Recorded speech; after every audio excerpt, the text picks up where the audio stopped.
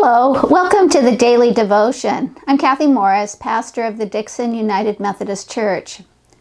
Toyohiko Kagawa was a Japanese Christian reformer.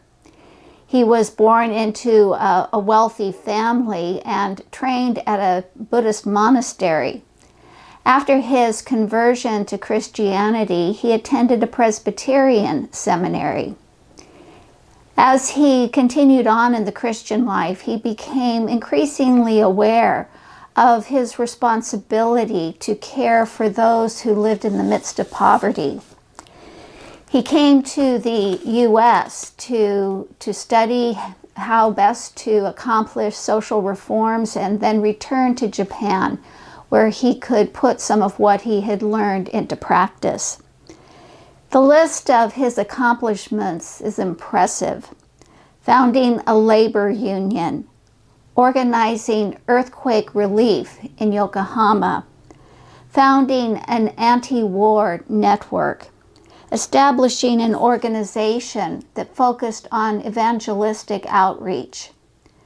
For a time during World War II, he was imprisoned as a pacifist.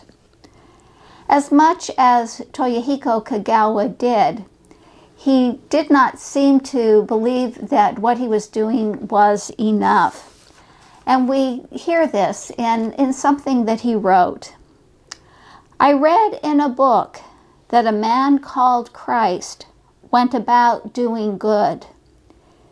It is very disconcerting that I am so easily satisfied with just going about. Right now, during the pandemic, we are having to be satisfied with just going about. Living responsibly, staying at home, all of these things that we're doing because of the pandemic, it is restricting the things that we can do to care for others, and it can be a sorrow for our hearts that we're not able to do more. But our faith in Jesus' power should lead us to see that Jesus is not restricted by the pandemic. Jesus' power is still very much at work. Our Bible reading for today comes from the story of Jesus turning the water into wine at the wedding feast in Cana of Galilee. Jesus has the power to take ordinary things and to do extraordinary things with them. Jesus came to take our just going about and transform it by his grace. I'm reading from the Gospel of John, chapter 2, verses 7 through 11 from the Common English Bible. Jesus said to the servants, "Fill the jars with water," and they filled them to the brim. Then he told them, "Now draw some of them and take it to the head waiter." And they did.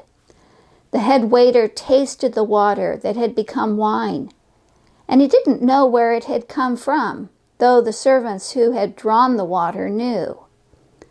The head waiter called the groom and said, "Everyone serves the good wine first. They bring out the second-rate wine only when the guests are drinking freely. You kept the good wine until now." This was the first miraculous sign that Jesus did in Cana of Galilee. He revealed his glory, and his disciples believed in him. As a prayer exercise, take a glass of water, plain tap water, and just sit holding that, and let that glass of water represent the ordinary life that is your life.